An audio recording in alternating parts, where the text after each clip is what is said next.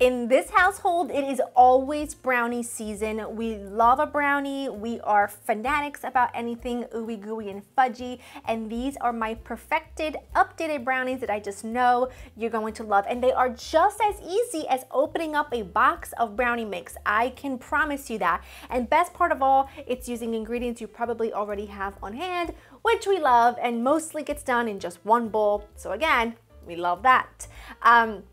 Before we rolled into fall season and all things cozy and baked goods and pumpkins and all that jazz, I figured it was about time to do an updated fudgy brownie. You guys love my original fudgy brownies. The recipe has been on my site for about 14 years, so it was definitely due for an update. And these are the ones I have been making for years now. I can do them with my eyes shut. They don't require a ton of ingredients, and they come out to be the most perfect brownie. And if you were to ask me what are the criteria for the most perfect brownie, it would be a thin, flat brownie. Yes, I said thin. Gotta be fudgy and gotta be dense. That to me is a perfect brownie, but I wanna know from you in the comments down below, what is your favorite brownie and how your recipe that you maybe have been making for years differs from mine. Because here's what I've learned about you guys. I always learn something from you. I learn recipes from you. When you comment down below about things you cook and family recipes, I take notes and then I apply that to my everyday, and I try them and we talk about them a lot on Instagram. So you guys are someone that I really cherish, and your tips and tricks and recipes mean a lot to me. So let's roll into it. The oven's preheated to 325 and my pan is ready, which I'll talk about in a minute. In here, I've got unsalted butter.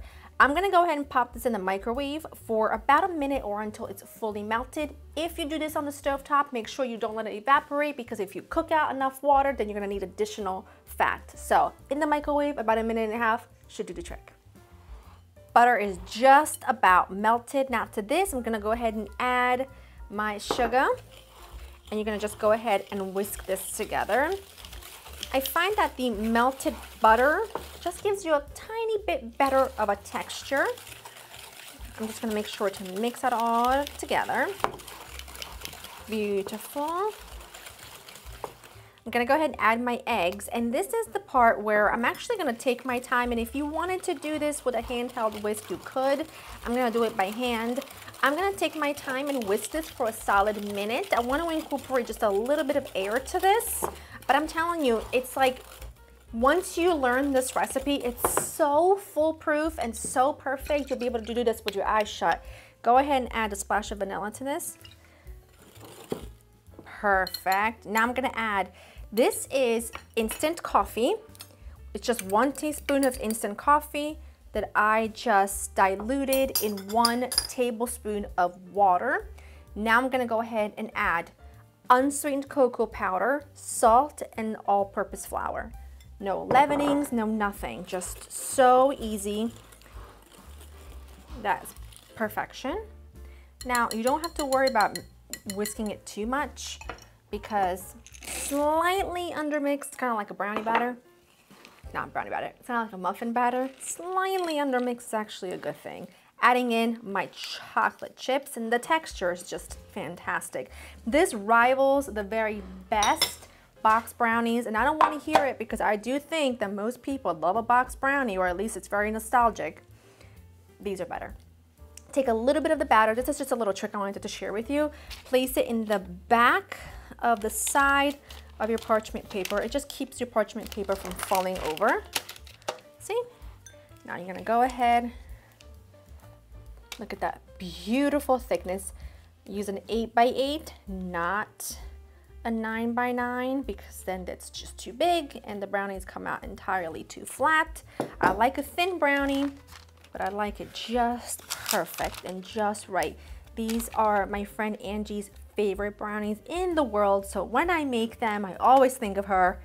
I don't think there's ever really been a time that they haven't been over where I haven't made these. Another trick to making the perfect brownie is to make sure you don't overbake them, because then you're gonna end up with really dry brownies, and nobody wants that. The perfect temperature for brownies is 325, and this is gonna go in the oven between 35 and 40 minutes. I find that literally 37 minutes is perfect. You want the edges set, but if you take a toothpick and you insert it in the center, it should still come out with some wet batter on it. That is perfect. Not wet as in like super liquidy. It should like cling on to the toothpick, but you should definitely get some residue of the batter on your toothpick. Once there, let them cool about 25 minutes in the pan. Take them out to a wire rack and let them cool completely. Then we'll slice and serve. Brownies are fully cooked through. They took literally 37 minutes. Let them cool completely. This is how, in my opinion, how brownies should look, okay? They should have a firm edge.